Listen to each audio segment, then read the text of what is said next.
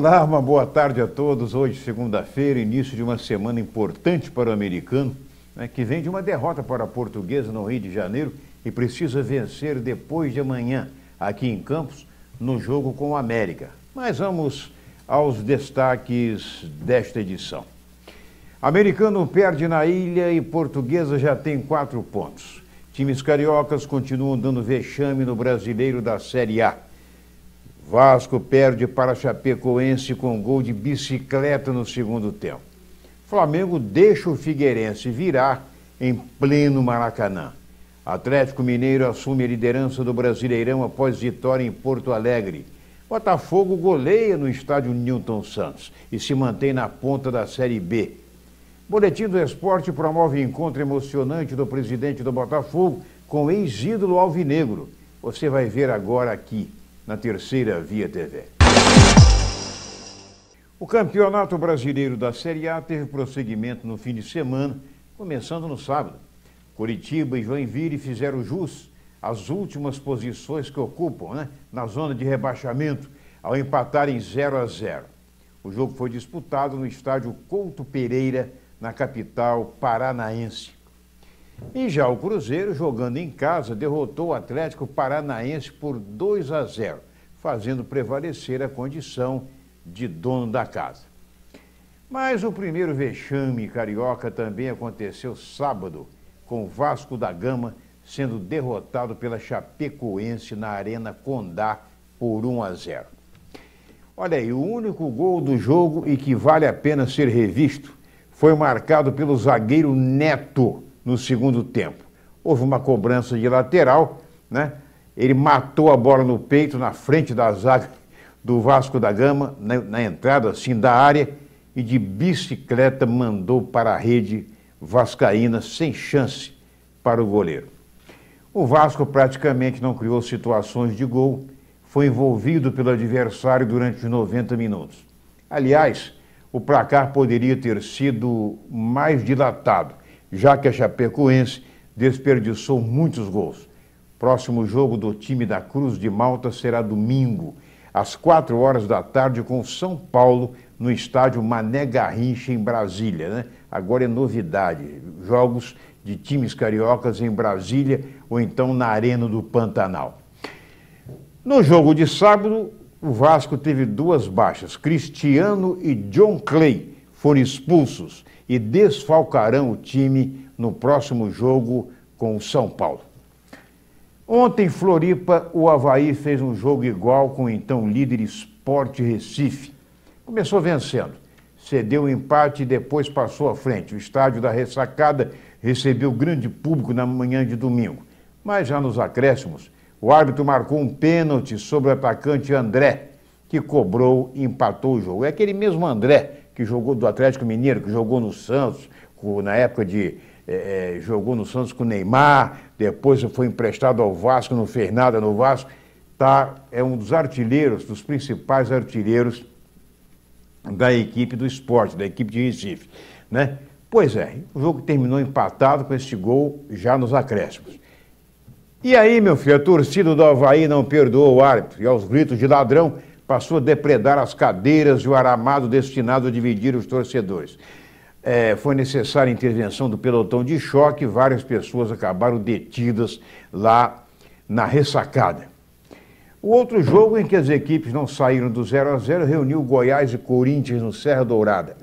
As duas torcidas deixaram o estádio decepcionadas com o fraco futebol apresentado, principalmente a torcida do Corinthians, que esperava mais do time. No Morumbi, o São Paulo e Fluminense também não movimentaram o placar, mas até que o jogo foi bastante movimentado, com os times criando boas oportunidades de gol e com os 2 goleiros praticando ótimas defesas. São Paulo foi um pouquinho melhor.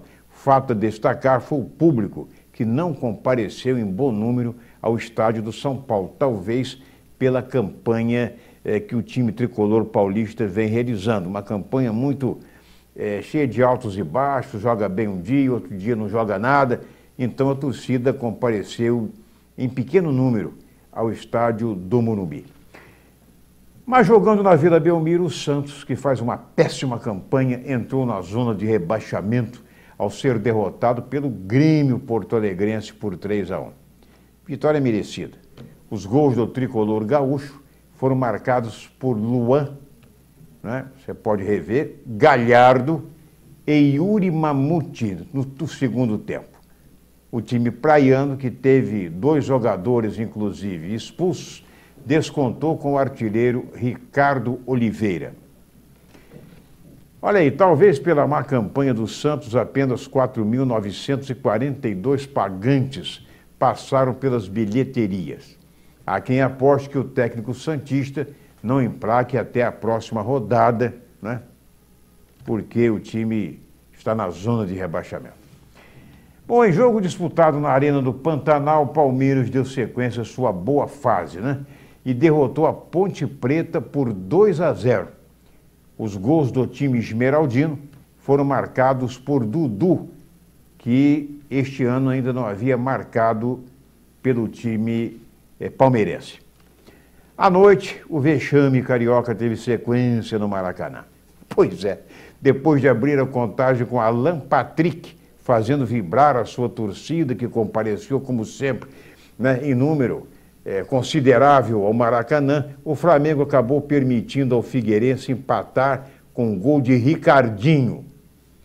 E o que é pior, aos 48 minutos, o time catarinense, dirigido pelo ex-zagueiro Argel Fux, fez o gol da vitória, calando a torcida rubro-negra. Fabinho, que não é o nosso coordenador aqui de cinegrafistas, foi o autor do gol, que deu os 3 pontos ao Figueira. Também na noite de ontem, finalizando a rodada, o Atlético Mineiro foi a Porto Alegre e não tomou conhecimento do Internacional. 3-1 para os mineiros, que assumiram a liderança do campeonato. Os gols do Galo foram marcados por Maico Suel 2 e Thiago Ribeiro. Lisandro Lopes fez o gol de honra do time colorado após uma pichotada do zagueiro Gemerson do Atlético. Tentou rebater e acabou jogando para trás. O atacante adversário, quer dizer, do Inter, estava impedido, mas como foi o zagueiro que chutou para trás, ele concluiu para o gol. O atacante Anderson, do Internacional, que já atuou durante longo tempo no Manchester United, foi expulso no segundo tempo. Após a rodada do fim de semana, Atlético Mineiro, Grêmio e Sport Recife tem 23 pontos, mas o Galo leva melhor pelos critérios de desempate.